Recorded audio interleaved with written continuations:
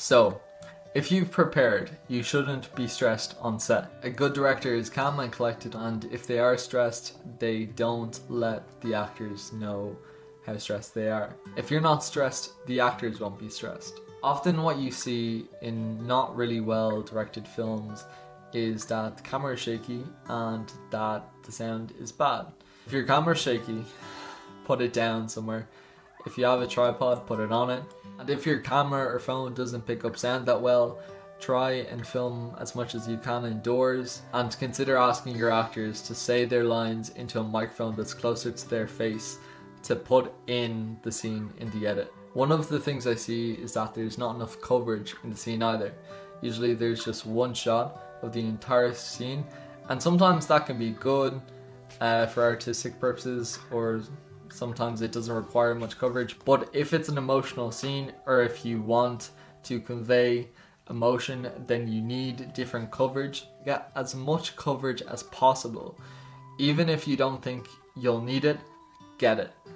Sometimes you can be really stuck in the edit, and the extra footage can just save that scene.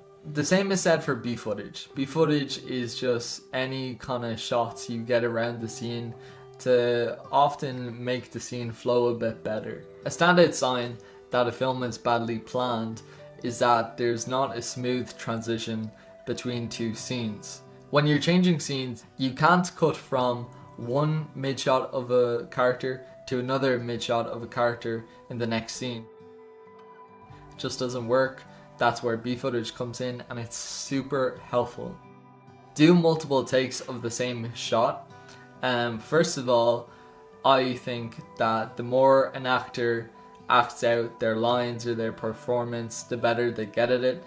Often I look back and realize that the last take was often the best. If you think a take is the best, get a safety take, just in case you look back and realize that your best take actually wasn't that good, or something went wrong technically. Expect the unexpected. A lot of things can go wrong on set, so you're gonna need to solve them.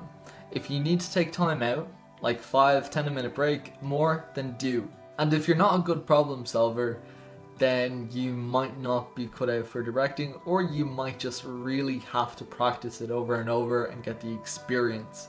An example in one of my films is that for the night scene in film, Sean had to go early, so I filmed all of his shots first so then he could leave and I could just get the other shots of the actors without Sean being there. If you've allocated extra time to your scene, then you should have time to kind of experiment with it. Tell your actors to perform a different way, or get your camera up to film the scene a different way. If you feel that you're not a good speaker or communicator, like I do sometimes, you should really talk slower when you're directing actors. This gives you a chance to think about what you want a bit more.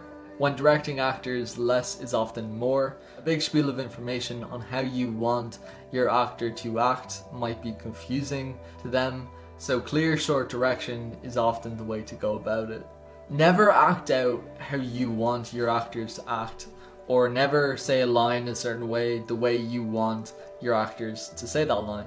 Actors will try and mimic what you did, which doesn't always work. And what I've learned over my short directing career is actors will often perform a different way than you had imagined, and that is really okay. That's good, actually. Just because they hadn't done it the specific way you had in your head doesn't mean that they couldn't do it in a different, really extraordinary way. One of the most important things as a director is always being confident in what you do. Speak confidently, act confident, and if you don't know what you're doing, do not let your actors and crew know. Sometimes you have to make decisions without knowing whether they're exactly the right ones, but you make them because showing what you know what you're doing is a lot more important on set. If something in the scene doesn't feel right, then change something. Often it can be dialogue that's just too clunky. Ask your actor how would they say it, because everyone has their own way of speaking. Film is a collaborative process. You should really consider suggestions if people give them to you. Sometimes actors know what's best for their characters, or cinematographers know how to shoot something a bit better than you do. As a director, you need to learn how to communicate. You can have all these great ideas in your head, but if you don't know how to communicate them to your crew and actors, your ideas won't matter. You need to be keeping track of time, or get someone to keep track of time for you, especially if your schedule is tight, because time can easily creep up on you.